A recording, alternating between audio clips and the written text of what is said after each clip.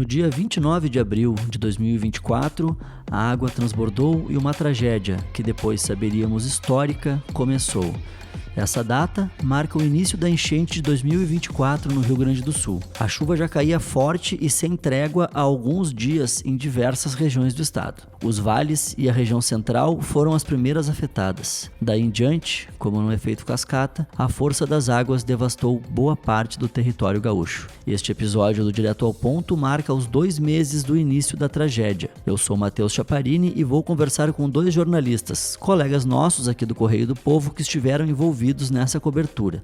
O Marcel Orovitz e o Cristiano Abreu contam os bastidores da cobertura, as situações mais marcantes que eles passaram e como estão os locais visitados pela reportagem agora, passados 2 meses do começo da enchente. Fique com a gente.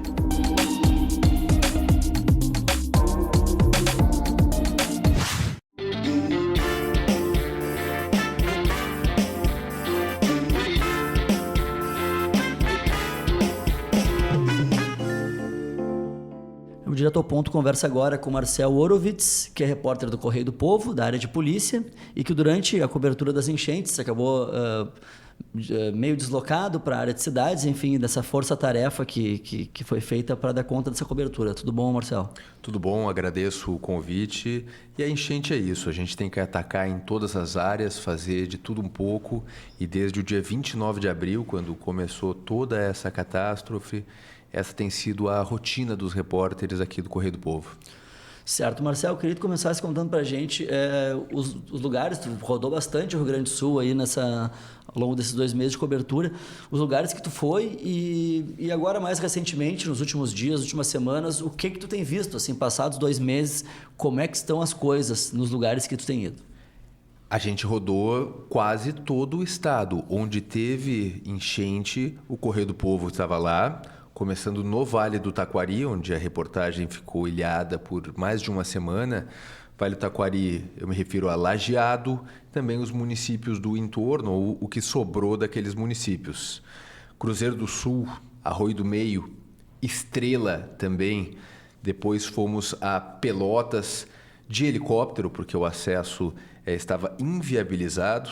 Ali na colônia Z3 dos pescadores, mais de 3 mil pessoas totalmente isoladas em Pelotas, numa situação extremamente precária. Também visitamos Vale do Caí, São Sebastião do Caí, Montenegro, Nova Santa Rita, onde o Rio Caí já estava engolindo 8 quadras, e isso não faz muito tempo. Agora teve um recuo, mas pouco menos de 2 semanas o rio ainda estava bastante agressivo. Também estivemos no Vale do Paranhana, Três Coroas, Igrejinha, onde o rio Paranhana, que tem um fluxo rápido, mas muito violento, ele passa, devasta tudo, depois volta para o leito, deixou seu rastro de destruição e agora ameaça a população com deslizamentos de terra. É bastante desgraça, né? Que a gente está falando, tem mais. Sim. Região metropolitana, Guaíba, Eldorado do Sul, agora Porto Alegre, bairro Arquipélago, todas as ilhas e, claro, a própria capital, Zona Norte, no Sarandi, também Vila Farrapos, Humaitá e na Zona Sul, principalmente Extremo Sul, com o bairro Lami, mas também na Zona Sul, na Vila dos Sargentos especificamente, situação muito crítica e algumas áreas já estão se recuperando a passos muito lentos. Ninguém voltou ainda e acho que a população nunca mais vai ser como era antes. Todo mundo vai ter a sua marca física, espiritual, psicológica, né, disso aí tudo.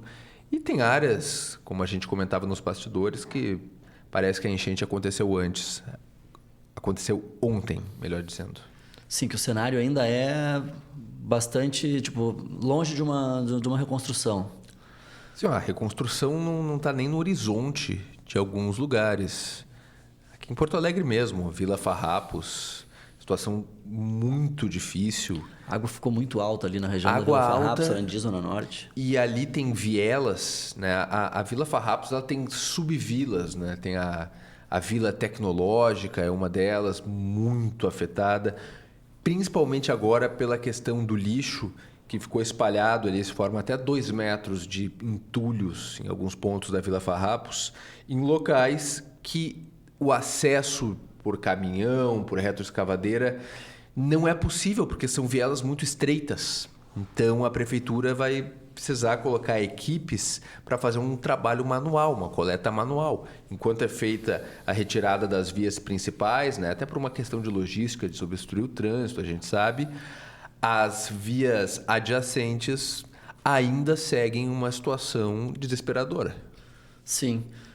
A gente comentava antes, né, Marcel, da questão da Zona Norte, que é uma das áreas que tu teve a oportunidade de presenciar, vamos dizer assim, no pior momento da enchente e no momento mais recente, né, especialmente no Sarandi. Que tu me contasse um pouco dos cenários que tu viu, né, no auge da cheia e agora nos últimos dias, nas últimas semanas. O bairro Sarandi, aqui em Porto Alegre, foi o pesadelo, realmente, né? A água chegou a 5 metros, quase, em alguns lugares.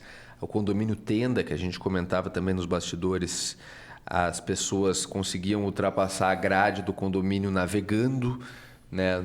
No período em que a água estava mais alta, chegava até o 2º andar dos prédios, com facilidade, isso tudo com a água, né? E vimos essas cenas absolutamente surreais. Uma carcaça de um cavalo presa numa grade de uma casa, isso aí com 4, 5 metros de água. A gente passando, tendo que desviar de fio elétrico, claro, a energia estava desligada no bairro por questões óbvias, mas se enroscando em fio elétrico, batendo em ponta de grade, isso, né, navegando pelo bairro. A situação parece um filme daqueles de apocalipse mesmo, sabe? A gente teve também nos 2 pontos onde o dique no bairro Sarandi estourou, ali na Vila Nova Brasília. Então, assim, hoje em dia existe 2 rios, 2 córregos no meio do Sarandi, onde existiam casas. Foi realmente um rompimento muito violento daquele dique, levou tudo que estava na frente, levou terra, levou casa. Assim, é uma situação muito triste mesmo. Hoje em dia tá aquele cheiro de esgoto na atmosfera. Quem vai no bairro Sarandi, a primeira coisa que sente é aquela náusea daquele bueiro, lama para tudo que é lado. A gente tem que reconhecer que a prefeitura fez uma força-tarefa grande na Vila Sarandi, principalmente na Vila Elizabeth, no Sarandi, mas ainda falta muita coisa para ser feita. E vou te dizer, tia, e para o ouvinte também, e para o leitor do Correio do Povo, apesar de ter visto muita morte na cobertura das enchentes ali no Vale do Taquari, muita morte mesmo, corpos se empilhando no IML local, eu achava que conhecia tudo sobre enchente, mas ir até o Sarandi, onde mora a família da minha mulher, né? Gente que perdeu tudo, meus sogros, o avô dela, os primos dela, enfim, gente que ficou lá em casa durante esse período e agora que a água baixou, puderam retornar ao que restou ali no Sarandi. Ter essa experiência realmente me impactou mais do que a própria cobertura, porque é no detalhe que a gente percebe a dimensão dessa tragédia. A gente pode estar fazendo uma reportagem de helicóptero em um lugar devastado, a gente ainda tem ali um distanciamento do trabalho. Né? Quando a gente entra na casa da nossa família, abre uma gaveta, vê ali um álbum de fotos, sabe? Dos teus parentes, tudo enlameado, tudo pingando lama, abre uma gaveta de roupa, vê a meia ali que não serve para nada, coisas mais básicas, um garfo, uma faca, que ficaram totalmente cobertos de lodo da enchente. Olha para o teto totalmente descascado, com marca de lama, tu vê ali onde chegou a água, e aí tu vê que não é mais o teu trabalho, tu volta para casa e tu te depara com aquilo de novo. Isso vira uma rotina, então é um impacto muito grande. Acredito que ninguém mais vai voltar a ser como era, né? Nada será como antes, como diz a música, né? Sim, a própria geografia de alguns lugares, como tu disseste, né? Fora essa cicatriz, vamos dizer, que ficam nas pessoas, nas lembranças e até físicas. O próprio Sarandi, tu disseste, a geografia dos lugares está mudando, né? Os lugares, de fato, não vão ser como antes, né? Exatamente. Quem for no Sarandi, fica o aviso. Nunca teve um rio correndo pelo Sarandi, tá? Aquilo é um estouro de um dique que levou a casa de muita gente. Alterou completamente ali aquele lugar. É muito triste. Ficou um abismo no meio da Vila Brasília, Vila Respeito. Existe literalmente um abismo onde as pessoas não podem passar, porque tem um córrego de água violentíssimo, com correnteza, com tudo. E isso é um dique que estourou por causa da enchente. Certo. Bom, Marcelo, eu agradeço a tua atenção, o teu relato, e até um próximo Direto ao Ponto. Eu que agradeço, eu espero ter contribuído, principalmente passando a experiência crua do que tem sido essas enchentes que ainda não acabaram, né? O dilúvio pode ter retrocedido, mas as consequências dessa catástrofe ainda vão ser sentidas por muitos e muitos anos aí por vir. Eu agradeço, obrigado aí. A gente conversa agora com o Cristiano Abreu, que é nosso colega, jornalista da editoria de cidades aqui do Correio do Povo e que participou ativamente dessa cobertura. Tudo bom, Cristiano? Tudo bem, Chavarino. Bom, Cristiano, são vários as situações, os perrengues, as histórias que a gente vivencia numa cobertura de um evento extremo como essa, uma cobertura longa, uma cobertura pesada. Eu queria que tu começasse contando, porque tu foste impactado durante a cobertura diretamente, chegou a ficar preso fora de Porto Alegre em função de todos esses estragos que a gente teve nas rodovias aqui do Rio Grande do Sul. Queria que tu começasse me contando essa história. Podemos começar por aqui? Claro. Como todo gaúcho, né, de alguma forma foi impactado por ela, eu costumo dizer que nós somos duplamente impactados enquanto profissionais e enquanto seres humanos, né? Nós começamos o dia de trabalho como uma rotina normal, uma programação normal, em que pese se sabia já que o nível das águas ia subindo, que a tragédia se anunciava, né? E nós tínhamos notícia aqui no início do dia, na programação de pauta da redação, que os estragos estariam começando a acontecer e houve a decisão de imediato de enviar equipes para o interior do estado. A editoria de cidades enviou inicialmente 2 equipes, uma para a região do Vale do Taquari e outra para a área central do estado, onde já havia registros impactantes já de prejuízos. Era dia 30 de abril, então, nessa reunião de pauta, que nós fomos designados já para o interior, por conta de que já havia estragos na região do Vale do Taquari e na região central do estado. O repórter fotográfico Ricardo Giusti, eu e o colega Alexandre Soares fomos na direção de Santa Maria. Mas já encontramos dificuldades na ida. Na BR-290, na região de Eldorado do Sul, já havia caído uma cabeceira de uma ponte. Então, nós retornamos e fomos pela 386, né? Nós voltamos pela rodovia do Parque, acessamos a 386 e fomos na direção do interior do estado. Porém, só conseguimos chegar até Santa Cruz no primeiro momento. Então, nós tivemos um desvio já em Eldorado do Sul, na saída, na manhã do dia 30 de abril já, problemas nas estradas, e já paramos em Santa Cruz. Em Santa Cruz, nós recebemos notícias de que cidades como Candelária, naquela região, estavam já embaixo d'água. E a velocidade da água foi tão grande e os acontecimentos foram tomando uma proporção tão grande que, em questão de horas, o que era algo começando na parte mais alta do estado já havia chegado ao centro do estado.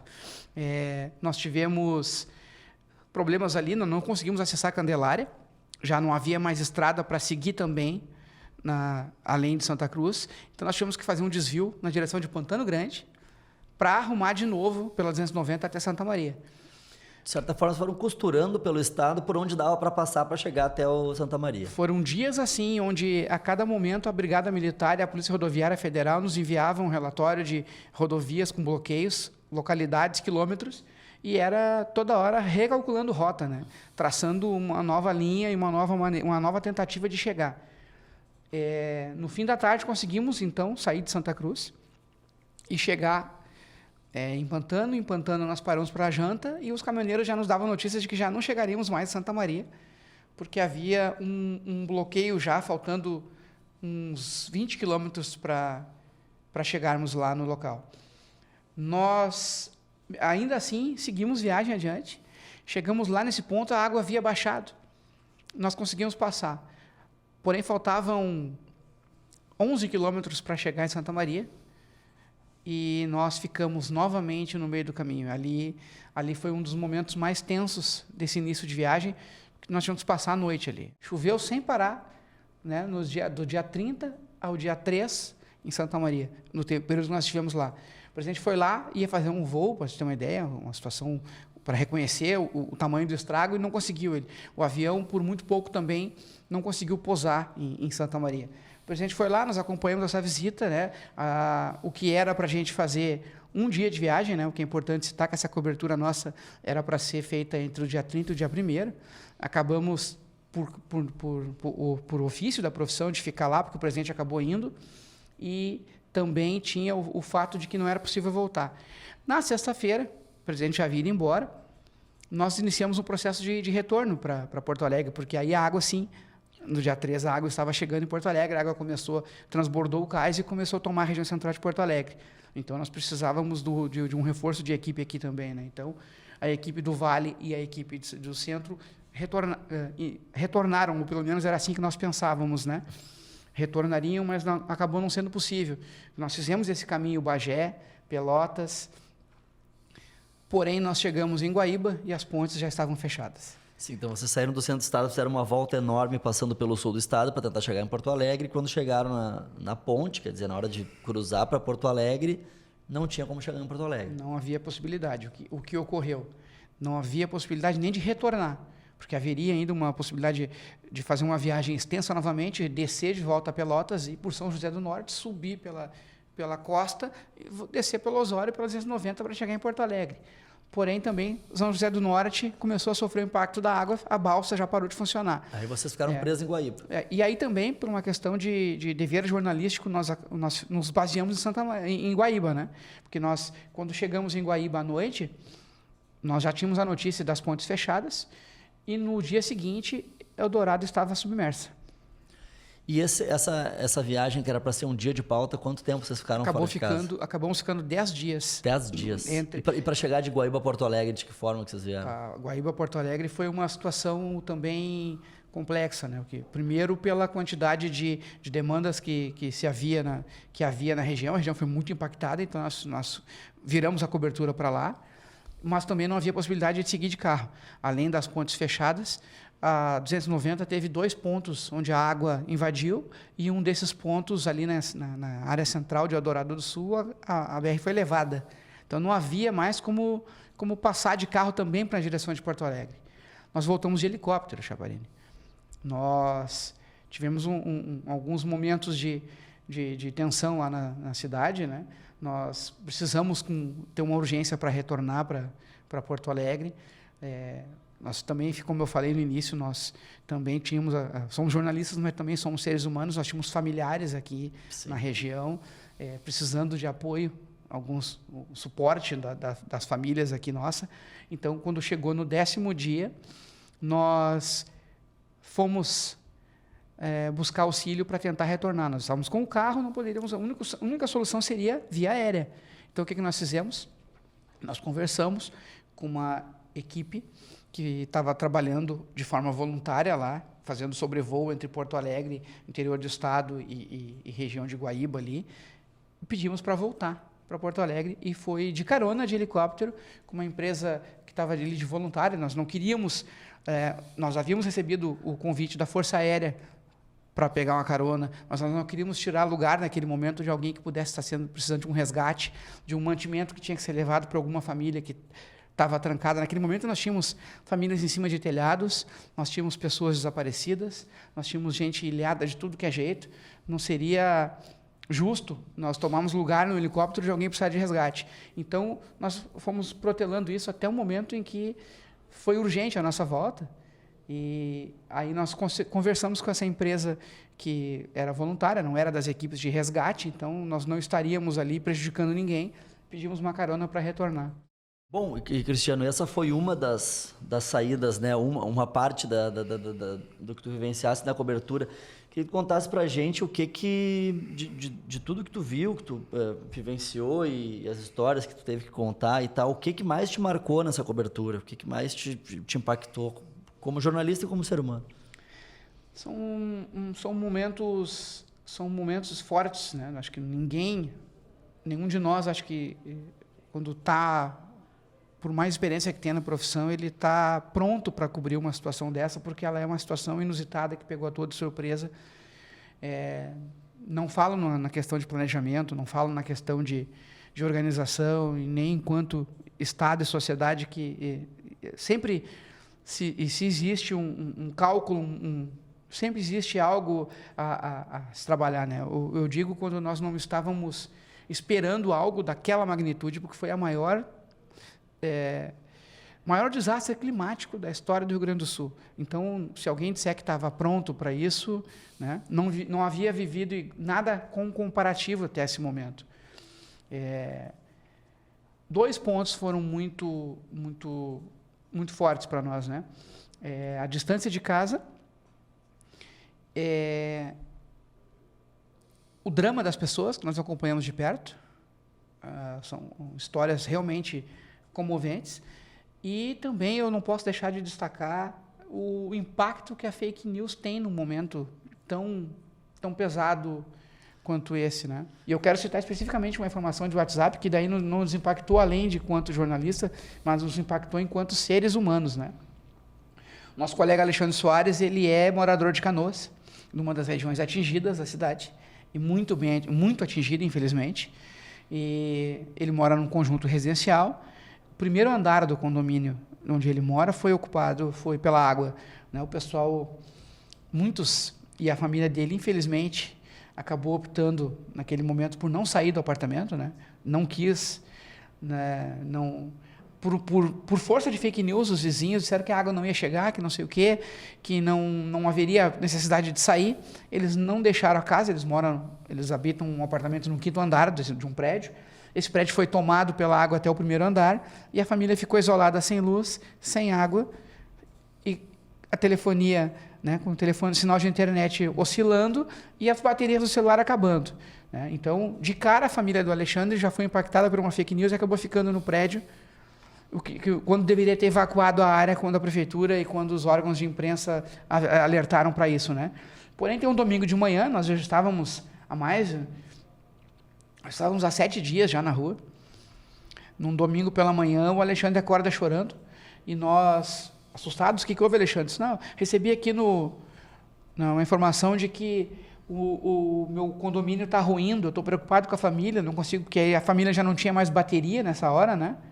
E o Alexandre acabou lendo ali uma informação errada do próprio grupo do condomínio dele, de que haveria rachaduras nos prédios, e aquilo ali assustou ele muito, e não se tratava nada além de uma fake news, né?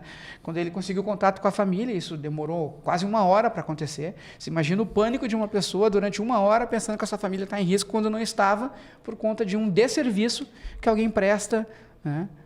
De qualquer forma que seja, né? Então, isso marca muito numa cobertura jornalística, assim. Isso reforça a importância do profissional da imprensa, do veículo sério, e mostra o quanto a irresponsabilidade pode prejudicar, né? Não só o profissional, mas como toda a sociedade, né? Como um todo. E, Cristiano, bom, passados 2 meses do início da enchente, enfim, né? Da cobertura, tu citou vários lugares pelos quais tu passou, né? Desde a região central, Santa Maria, também a região ali de Guaíba, Eldorado, Canoas, Porto Alegre, região metropolitana, passou por vários locais. 2 meses depois do início da tragédia, como é que estão esses locais, assim? Que fizesse uma passada geral para os locais.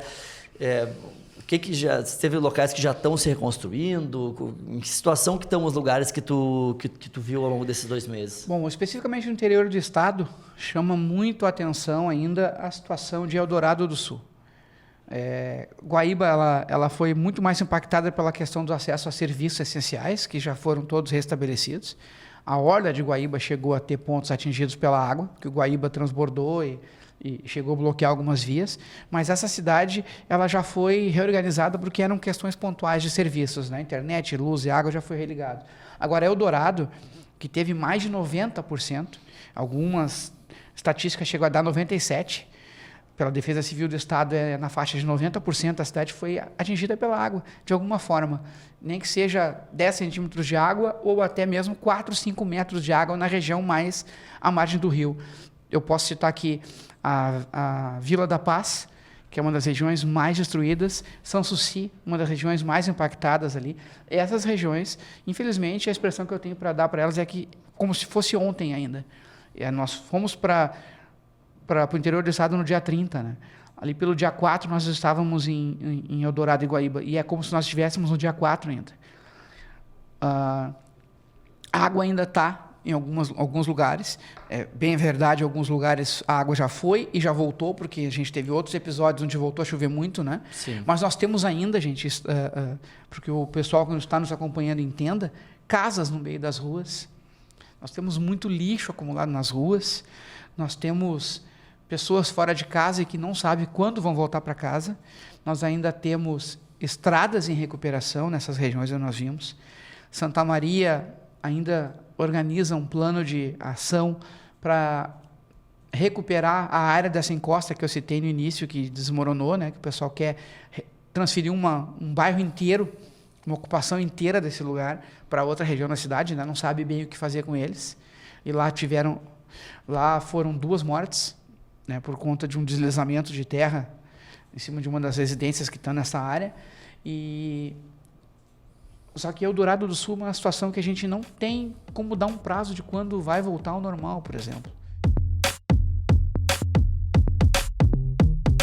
Se você gostou do Direto ao Ponto, confira outras edições que estão disponíveis no site do jornal, no YouTube ou aí no seu aplicativo de streaming favorito. Você também pode receber pelo e-mail uma newsletter com os principais podcasts feitos pelo Correio do Povo. Basta se inscrever na nossa página. Esse episódio teve produção, apresentação e roteiro de Matheus Chaparini, assistência de Thiago Basso, edição de Leon Anzorena, além da coordenação de Márcio Gomes e Brenda Fernandes. Obrigado por ter nos acompanhado e até a próxima.